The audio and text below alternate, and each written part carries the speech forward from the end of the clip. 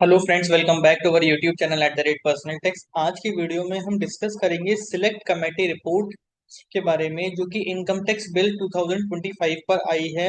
Committee ने क्या क्या रिकमेंडेशंस दिए हैं, हम उन रिकमेंडेशंस को आज की वीडियो में आपके लिए समराइज करके लाई हैं। तो चलिए समझते हैं। तो इनकम टैक्स बिल इंट्रोड्यूस हुआ था लोकसभा में 13 फरवरी 2025 को, और लोकसभा ने इसको रेफर कर दिया था to the select committee for review and recommendation. और उसके बाद सिलेक्ट कमेटी ने इसके ऊपर करीब करीब 4,500 से 5,000 पेजों की रिपोर्ट दी है।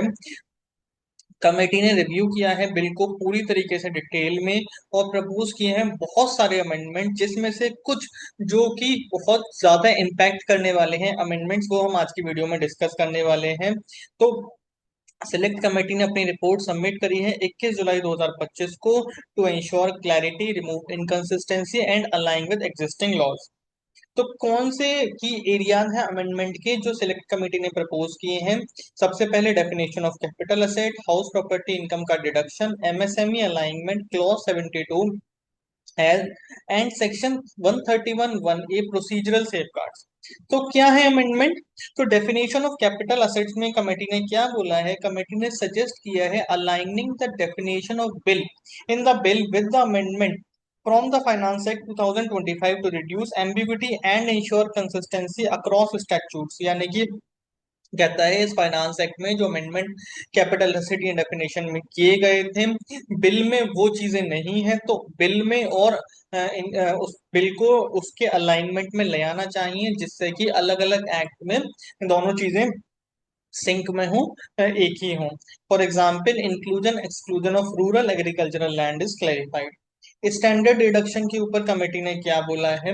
तो कमेटी ने सजेस्ट किया है कि जो 30% का स्टैंडर्ड डिडक्शन हाउस प्रॉपर्टी की इनकम में मिलता है, ये अप्लाई होना चाहिए म्युनिसिपल टैक्सेस के घटने के बाद। अभी एक्चुअली प्रैक्टिस यही चलती है इनकम टैक्स लॉ में, लेकिन ये प्रैक्टिस कोर्ट्स ने इंटरप्रिटेशन करके दिया है, एक्ट में इसके लिए बहुत ज्यादा क्लैरिटी नहीं है। तो सिलेक्ट कमेटी ने कहा है कि अभी से जब हम नई एक्ट ड्राफ्ट कर रहे हैं, तो उस चीज के ऊपर हम पहले से ही क्लैरिटी लेकर के चलें। एमएसएमई की डेफिनेशन में अलाइनमेंट के लिए बोला है। तो सिलेक्ट कमेटी ने बोला है कि एमएसएमई एक्ट 2006 में जो अभी लेटेस्ट एमएसएमई की डेफिनेशन को रिवाइज किया गया था, अमेंड किया गया था, जिसमें माइक्रो को बोला गया था इन्वेस्टमेंट 1 करोड़ से कम, टर्नओवर 5 करोड़ से कम। स्मॉल को बोला गया था इन्वेस्टमेंट 10 करोड़ से कम, टर्नओवर 50 करोड़ से कम। उसको इनकम टैक्स एक्ट में भी वैसा का वैसा ही इनकम टैक्स बिल में भी लाया जाए, जिससे कि दोनों लॉ में यूनिफॉर्मिटी हो और कंप्लाइंस बर्डन कम हो। क्लॉज 72 में रिटेंशन एंड क्लैरिफिकेशन प्रपोज किया है। सेक्शन 72 क्लॉज 72 होता है carry forward and set off losses का। तो कमेटी ने सजेस्ट किया है to retaining the reference and clarifying legislative intent to prevent misinterpretation during reassessments और ऑडिट। तो उसमें क्लैरिटी नहीं है प्रॉपर, उस चीज को ठीक करने के लिए इनकम सेलेक्ट कमेटी ने रिकमेंड किया है। Section 131(1)(a) procedural fairness, committee ने सजेस्ट किया है restoring the original language limit use to officers with jurisdiction to protect assessees right and ensure fairness in investigation. The same is based on the principle of natural justice।